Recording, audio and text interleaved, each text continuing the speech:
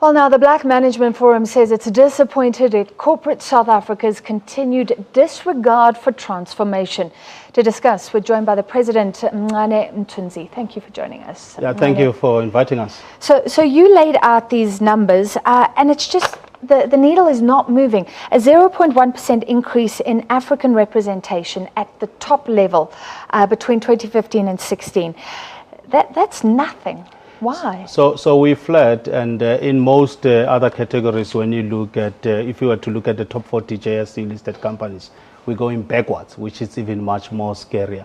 I think we are where we are because there's a lack of commitment to transformation and change, and clearly corporate South Africa mainly, and other companies just in general haven't bought to a South Africa that belongs to all of us, and that is representative and reflective of our society.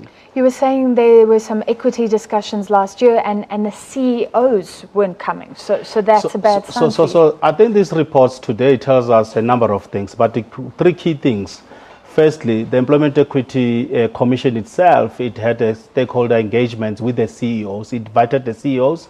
The CEOs sent some HR people to attend these sort of things. For me, it's a clear indication that they don't regard transformation as a business imperative because it's a waste of their time. That's why they couldn't make time for themselves to do that. That's one. Secondly, I think we encourage that the minister is now talking about the promulgation of Section 53. Essentially, that section empowers the minister to give a certificate of compliance in order for a company to be able to do business with the state. And we hopefully that will be able to help to shift the needle. But finally, which is a call that we have made as the PMF last year, that there must be an employment equity tribunal that is basically looking at dishing penalties and fines for companies that are not complying. I mean, as far as the landscape of competition commission is concerned, there is a tribunal basically that can penalize or decide not to allow the measure to go ahead. Okay, so you agree with what she was saying, that we need more punitive measures, the self-regulation basically isn't working. Self-regulation has failed.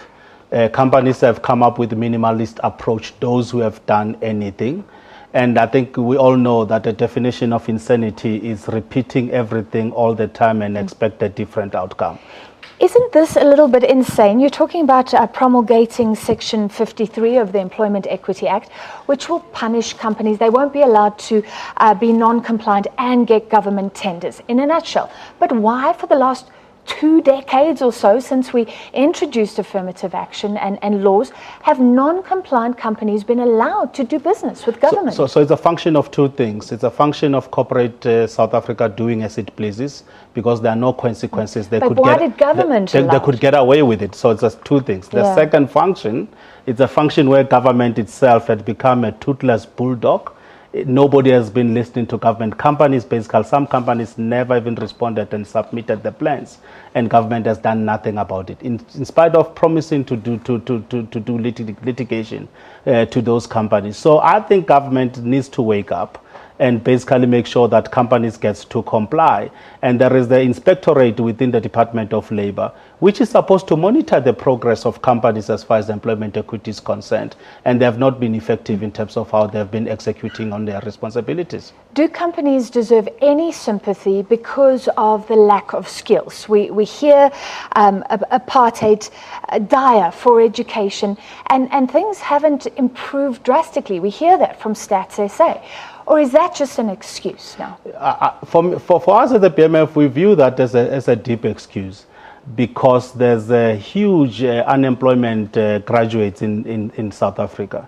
So if companies were committed, they could start there by reorientating the skill sets of those people so that they could become relevant to the working environment that they find themselves in. But I think it's not because it's not a lack, it's a lack of trying. It's not actually even making an effort around what needs to be done.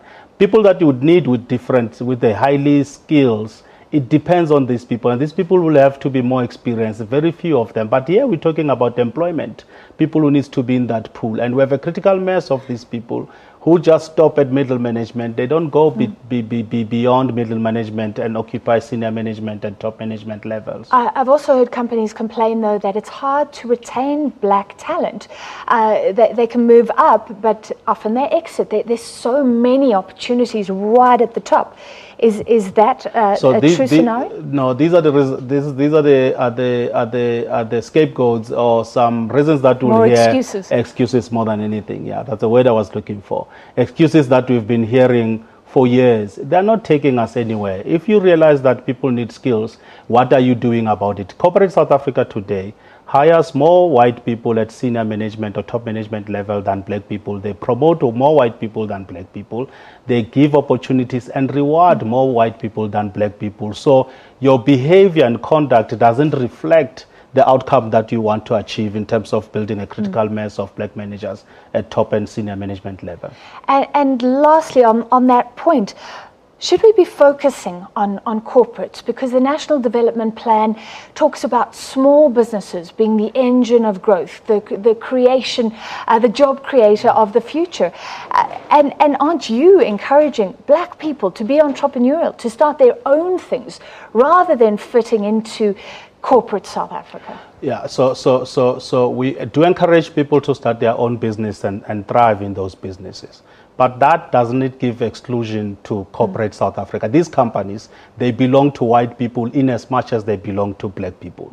We have a claim, we have a right to this. So if we're saying black people must go start their own companies, are we saying that corporate South Africa must be a domain of white people? Because these are public entities anyway. Hence, we've managed to convince JSE that in their listing requirements, they must put transformation there. Though now race and gender has to matter. And by the way, the next focus should be on the JSE itself. We're going to look at, as the BMF, we're going to look at these companies that are not complying. And we're going to tell JSE companies that are listed are not complying. And we expect nothing less than being delisted, them being delisted in JSE. So will you name and shame them? Well, that's a route that we're going to take. Yeah. Finally, any good news? Anything about the lower echelons, people moving up? Or is it dismal from the top to the bottom? So we have seen movements at the bottom for a number of time, but that's not our problem is. So we need to put our energy and focus where people get stuck in middle management. They don't break these artificial corporate class ceilings to get into senior and top management level, and that is what we need to fix. All right, thank you so much for your time this evening. That was the president of the Black Management Forum, Mncane Mthunzi.